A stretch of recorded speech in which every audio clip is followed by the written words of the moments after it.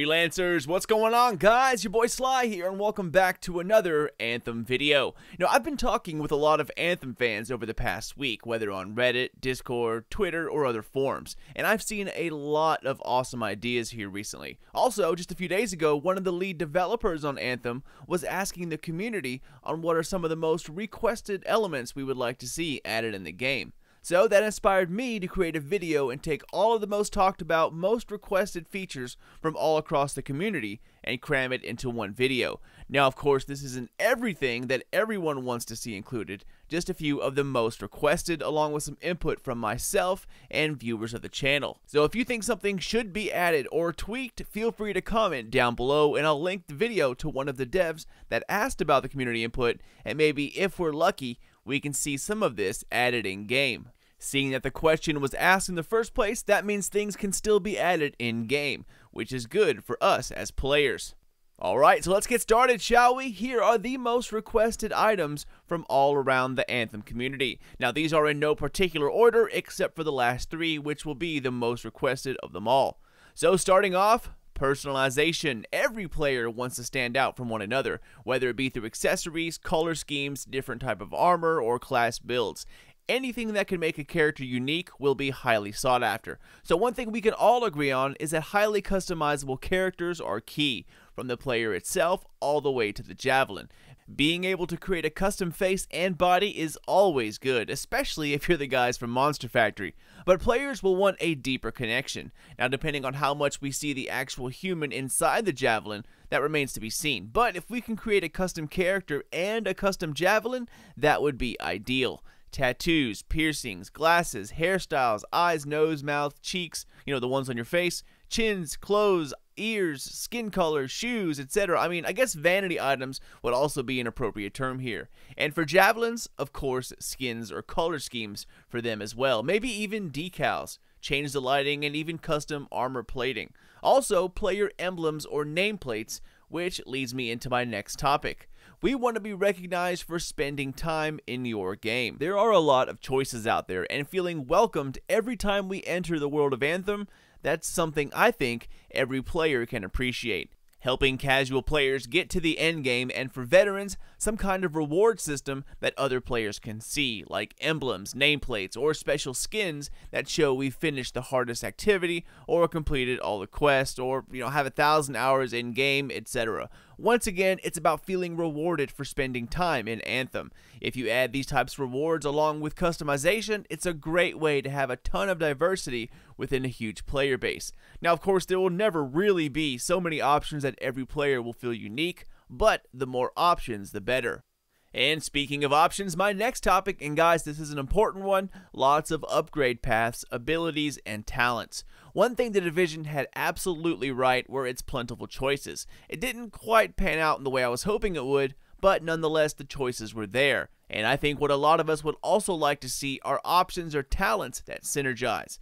Being able to switch a kind of subclass on the fly without changing javelins, now that would be awesome. For instance, if you're in a javelin that's like a medium build, but a situation calls for you to take a lot of damage, you could change over your talents and perks to help take more damage and protect others, kind of like switching to a tank, even though it wouldn't be quite as effective as those using those talents within a Colossus. But having the option to do so would be awesome. Or for another example, if you're in a group with nothing but tanks, being able to switch out and become a support, again without changing javelins, would be awesome. Also, I love it when a team can use each other's talents or perks together. For example, choosing a talent where you could give your entire team an agility boost at the cost of your own armor. But you could then choose a talent from another category that boosts your health when your armor is low, or perhaps a mod on your javelin that could offset it by giving you +2 armor. These are just examples and probably pretty bad ones, but having deep and meaningful choices about what kind of setup you're going to run is something I think everyone is looking forward to. The Division had tons of choices in its talents, and then on top of that, you had abilities and ultimates. Together, you could make some great builds for particular situations, and the great thing about such diversity is that it's another way to stand out. Build diversity is just as effective as personalization. Moving on to another requested feature, lore and background information. We want to know everything about this amazing world that you've built, as well as the people and animals that are inside it. Also, we're in space. I mean, why are we here? Who built the wall? The large mechanical beasts roaming around. Where did your technology come from? What was the predecessor to the javelin? Is this world artificial? Who are all the enemies? Why are we enemies? Who are their leaders and what kind of stories do they have to tell? I mean, giving players context is important. It's not about so much telling a story as enveloping us inside of it. Given the fact that BioWare is making the game, I'm sure we have nothing to worry about, but sometimes it is hard to tell everything about this world in one simple campaign. In-game grimoire or audio logs aren't necessarily the best way to do such a thing, but there are some good ways to deliver such background information, and that's through another media, web series, comic books, or even an audio series. Believe it or not, one of the absolute best and most memorable story I've ever heard in a video game was told through an audio series. It was called Hunt the Truth on the Halo channel. It showed players that even though it's hard to see the scope of your actions through the lens of just Master Chief, your actions do indeed ripple across the galaxy. It brings in a sense of depth that a campaign simply cannot achieve. So I think that leading up to the release of Anthem, getting us introduced to some key characters and their stories, along with some background information, or perhaps leading up to the point of where Anthem kicks off, I think it would be a great way to introduce everyone to a completely new universe. Alright, next up, these are kind of a few requests all mashed into one, but nonetheless still important. Also, one thing I would like to see personally is a detailed and interactive map, but being a map is just one part of what I have in mind. It would be more accurate to call it a guide. Now, most games have maps, but they're boring. You know, lines in the sand, you are here, here's a shiny object, go there. I think that with today's games, we can do a lot better. For instance, have this map almost look alive. If one area of the world is foggy at a certain time of day, have it covered in fog so you know to wait it out until it clears. Or if a Shaper Storm is oncoming, show its path in real time and how it slowly covers the landscape as it progresses.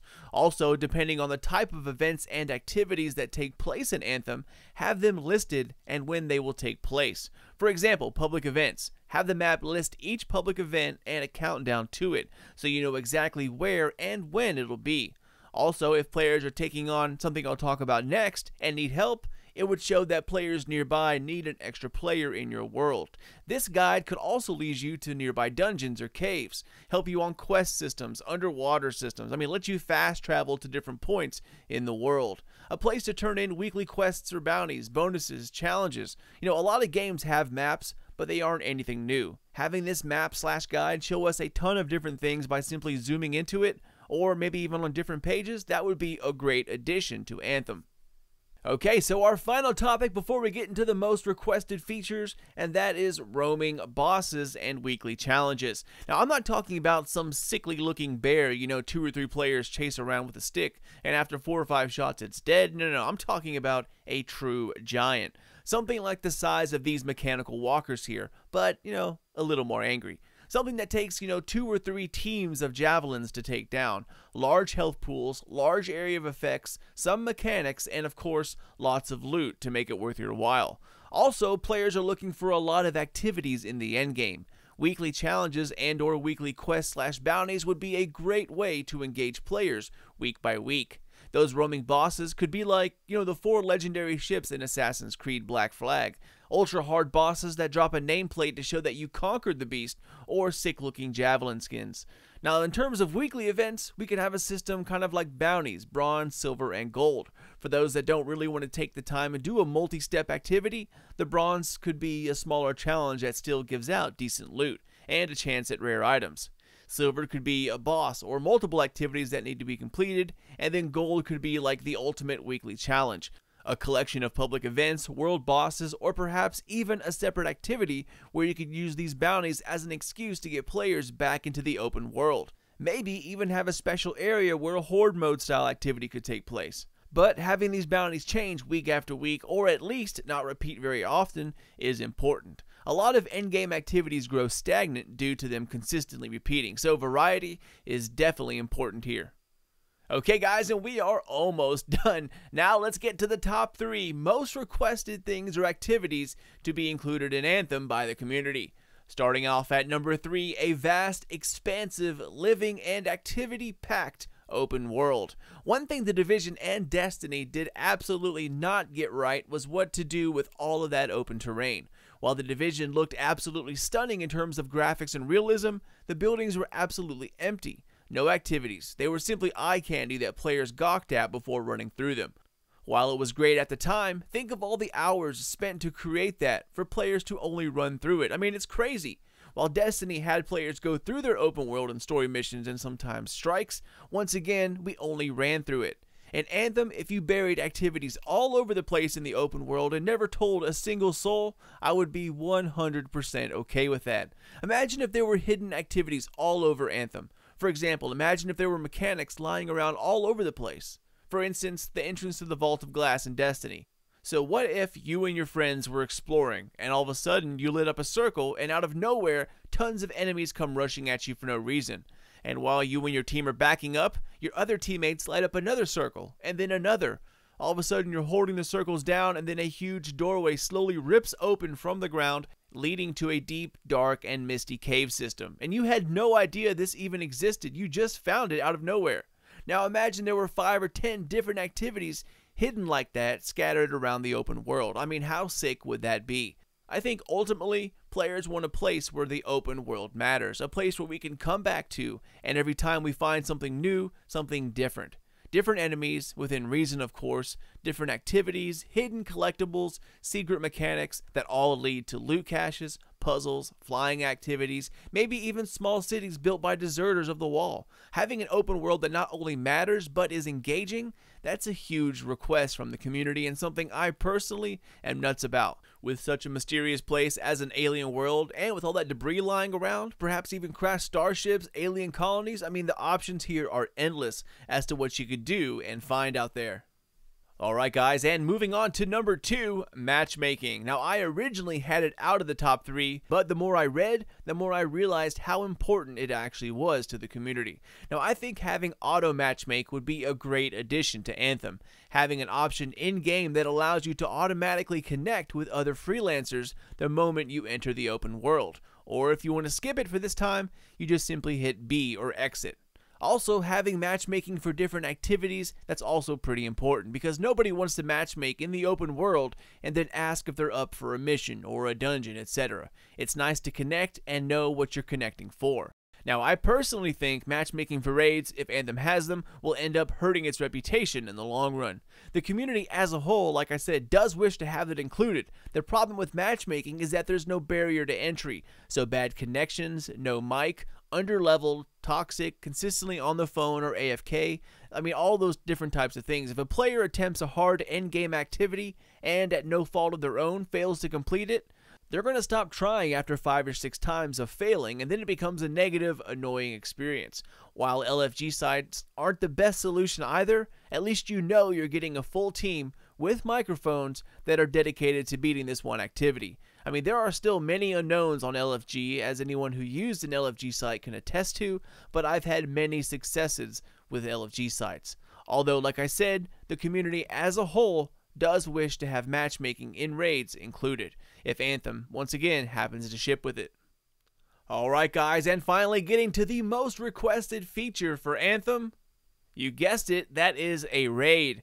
In-game activities are paramount if a game wishes to be successful in the long term, and a raid can be everything a game needs. Lots of XP and loot, all while combining teamwork with challenges and the overall experience. Now you might have heard me talk about this before, but Anthem has something that no other MMO raid can have, and that's the ability to fly. Now I know Warcraft and Final Fantasy have the ability to fly on mounts, but from what I've experienced and seen so far, all the raids are on foot, whether it be on the ground or floating on a rock somewhere. Anthem, however, doesn't have that limitation, and that's the beauty about first and third person raids. Not only are they more intimate and intense, but there are more opportunities for different mechanics as well. Imagine a raid where you had to dodge incoming debris while flying, at the same time trying to complete a mechanic of some type. And to expand the experience further, Anthem also has another trick up its sleeve. We can go from third person to first. Imagine being in third person all through the campaign and then through most of the raid. you have a flying encounter halfway through the raid, and because of the beating your javelin has taken, you and your team must land at the final encounter and strip yourselves of the broken suit. Now you must complete the final encounter in first person with old-fashioned weapons mixed with mechanics. After you beat the final encounter, a vault opens up and a shiny new raid javelin is waiting for you at the end, ready to hop in and take you back to the wall. I mean, having a raid with verticality, first and third person, would be an experience that no other raid has offered in the past, and something that would set Anthem apart from the rest. I hope we can upgrade our characters as well as our javelins so that first person encounters like that will be possible, but we're going to have to wait and see. So there it is, guys, the Anthem community wish list. Now, of course, this isn't everything that I've read, seen, or heard, or even thought about, but these are pretty much the most requested features from around the community, at least the ones that I could find. Once again, guys, feel free to comment down below if you want to add an idea or tweak an existing one. I would love to see what everyone else has for ideas, so feel free to type away. But that's it for me, my fellow freelancers. As always, thank you all so much for watching and for supporting my channel. Glad to be a part of this new growing community. And don't forget to check out the links below if you wish to join the Discord server Anthem Universe or the forum Anthem Hub. Both are great places to stop by and meet fellow gamers who are all looking forward to what Anthem has to offer. Okay, I'm out of here, y'all. Feel free to check me out on Twitter or Facebook. Sly Nation Gaming. It's the best place to stay in the know about everything Anthem, Destiny, Mass Effect, and new uploads from my channel. Keep an eye out for more videos coming out of Sly Nation here very, very soon. But until then, this is your boy Sly, and I'll catch you all next time.